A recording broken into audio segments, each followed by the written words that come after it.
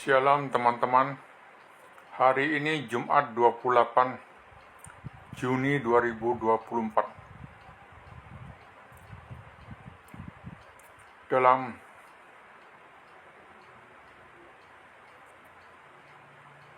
kesadaran yang masih terus saya terjaga sejak semalam, tidak bisa tidur, namun Tuhan menetapkan saya dalam pikiran yang sangat sehat. Karena di penetapan Tuhan lain waktu yang lalu-lalu itu, saya tidak bisa tidur. Dan Tuhan menetapkan saya tidak punya pikiran yang sehat. Maka itu adalah pembelengguan pikiran jahat saya terus berkecamuk dan membuat saya gelisah. Sebuah tindakan yang menjadi kepikiran saya, atau sebuah peristiwa keluarga saya yang membuat saya terus berpikir gelisah.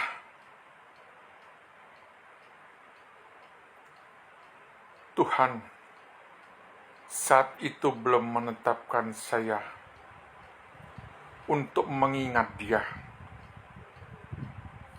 untuk mengingat Tuhan saya yang begitu memelihara saya di dalam keadaan saya yang berharap akan segera sembuh dari sakit ini. Sudah hampir 9 tahun sejak 18 Oktober 2015. Tuhan Yesus Kristus menetapkan dan melatih saya untuk tetap berada di dalam situasi sakit tak berdaya. Tuhan mau menghajar, mau mengingatkan saya, hai kamu dulu yang sehat, dulu yang tidak mengandalkan Tuhanmu, dulu engkau yang mengandalkan kekuatan dirimu, dulu engkau yang mengandalkan kekuatan fisikmu, dulu engkau yang mengandalkan kekuatan pikiranmu. Engkau hidup melupakan Tuhanmu, walaupun engkau tidak menyangkal Dia dalam kehidupanmu, namun itulah penyangkalan tersirat dan tak tersurat bahwa engkau sebenarnya sudah melupakan Dia. Hari-hari Tuhan balikkan, seperti Tuhan membalikkan telapak tangannya sekejap. Sejarah kehidupan diriku berubah. Sejarah kehidupan satu bangsa pun berubah. Seperti zaman Tuhan Yesus, Israel dibelenggu oleh kegelapan penjajahan bangsa kafir. 400 tahun lebih Israel berseru kepada Yahweh, memohon pertolongan, namun Yahweh diam dan diam. Adalah sebuah kehendak Tuhan. Allah pencipta alam semesta berdiam diri 400 tahun lebih tidak ada pewahyuan yang turun ke bumi seperti di zaman nabi-nabinya sebelum 400 tahun itu. Tuhan selalu membimbing, menyatakan kehendaknya. Setelah manusia dibuatnya jatuh dalam dosa, supaya rencana menurunkan anaknya yang tunggal Yesus Kristus sebagai Tuhan dan Juru Selamat akan memberikan sebuah pencerahan kepada manusia pilihannya, bahwa begitu besar kasih Allah akan dunia ini, sehingga Dia mengaruniakan anaknya yang tunggal, supaya barang siapa yang percaya kepadanya tidak binasa, melainkan beroleh hidup yang kekal.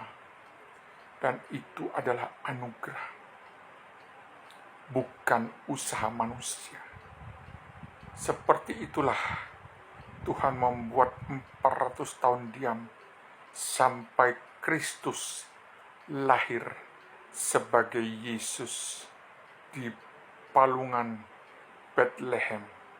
Dan saat itu mulailah penanggalan dunia dengan tahun Masehi, di mana Kristus lahir. Itulah permulaan tahun 0. Dan bukankah berlanjut sampai hari ini, di tahun 2024, penanggalan dari Kristus Yesus adalah Tuhan menghajar saya hampir 9 tahun dalam kegelapan stroke yang tidak ada harapan, 8,5 tahun. Akhirnya Tuhan berkata-kata kepada Dahlan Gunawan, "Hai engkau, bantu keponakanmu." Dan hari itu Tuhan mulai memberikan pewahyuan kepada beliau yang adalah paman saya. Pas nyepi di 2024, beliau menuliskan kalau saya masih mau melakukan pengobatan, dia akan membantu biaya sampai sembuh. Demikian penetapan Tuhan. Tuhan menggerakkan hati pikirannya, menuliskan di secarik WhatsApp ke diri saya kala itu. Dan hari ini saya sudah boleh membeli AFC, Asayama Family Club. Satu paket Subarasi memiliki 4 hak paten fungsi yang pasti akan bekerja, dan Utsukushi yang hari ini memiliki 8 hak paten fungsi yang pasti bekerja.